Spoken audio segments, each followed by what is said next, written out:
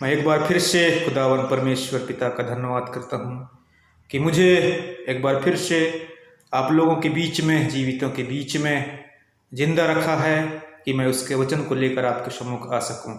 इस समय मैं आप सभी सुनने वालों का मसीह यीशु के नाम से इस YouTube चैनल के माध्यम से स्वागत करता हूं। सभी को अभिनंदन करता हूं, सभी को जय मसीह की कहता हूं।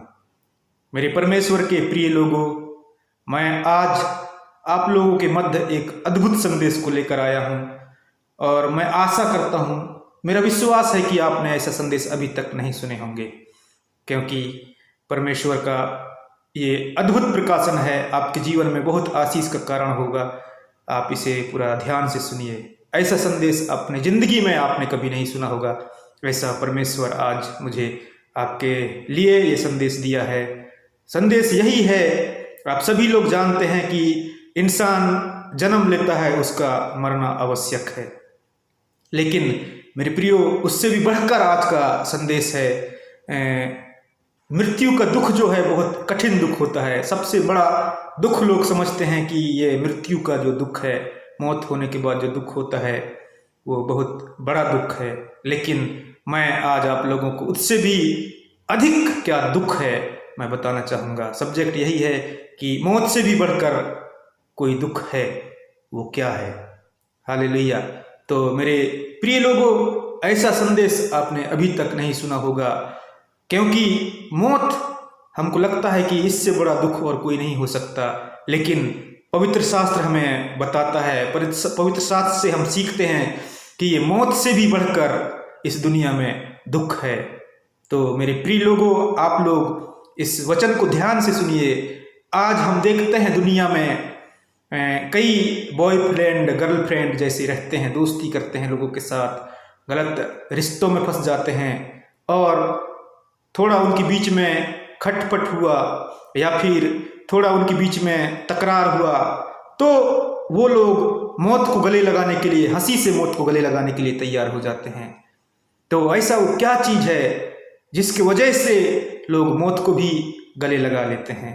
मेरे परमेश्वर के प्रिय लोगों, इस संसार में वो मौत उनके लिए ऐसे लगने लगता है, आसान लगता है, कोई दुख नहीं है ऐसे लगता है। लेकिन इस संसार का हम लोगों के मानना के अनुसार मौत सबसे बड़ा दुख है, लेकिन इससे भी बढ़कर पवित्र शास्त्र बताता है कि एक दुख है। तो मैं आप लोगों को मैं वचन के द्वारा इस बात को बताना चाहूँगा। यह वचन लिखा है सबोपदेशक की किताब में, और उसका 7 अध्याय का 26 पद में ऐसा यहाँ पर लिखा है, मैं आपके लिए अध्ययन करना चाहूँगा। और मैंने मृत्यु से भी अधिक दुखदाई एक वस्तु पाई, अर्थात वह स्त्री जिसका मन फंदा और जाल है, और जिसके हाथ हथकड़ियाँ हैं। जिस पुरुष से परमेश्वर प्रसन्न है वही उससे बचेगा, परंतु पापी उसका शिकार होगा। हालेलुया। मेरे प्रियो, मैं आप लोगों को आज इस वचन के द्वारा उत्साहित करना चाहूँगा, बताना चाहूँगा कि मृत्यु से भी बढ़कर, मृत्यु से भी अधिक दुखदाई एक वस्तु है। ऐसा इस संसार का सबसे ज़्यादा बुद्धिमान व्यक्ति दाऊद का पुत्र सुलेमान यहाँ पर हमें बताता है, और वो चीज़ है यहाँ पर लिखा है, वह स्त्री जिसका मन फंदा और जाल है। मतलब जिस स्त्री का मन में फंदा है और जाल है, वो स्त्री मृत्यु से भी ज़्यादा दुखदाई है। ऐसा स्त्री मृत्यु से भी ज़्यादा लोगों के जीवन के लिए दुखदाई है।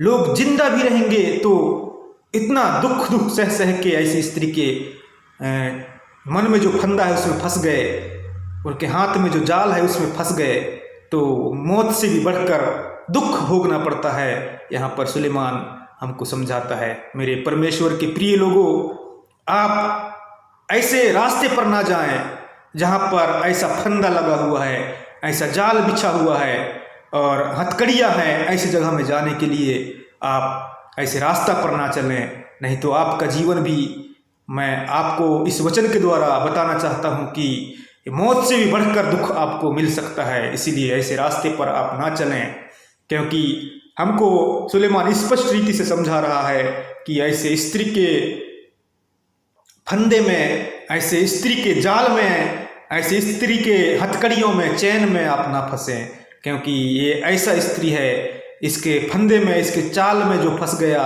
इसके हथकड़ियों में जो बंध गया, उसका जीवन में मृत्यु से भी बड़ा दुख आ सकता है।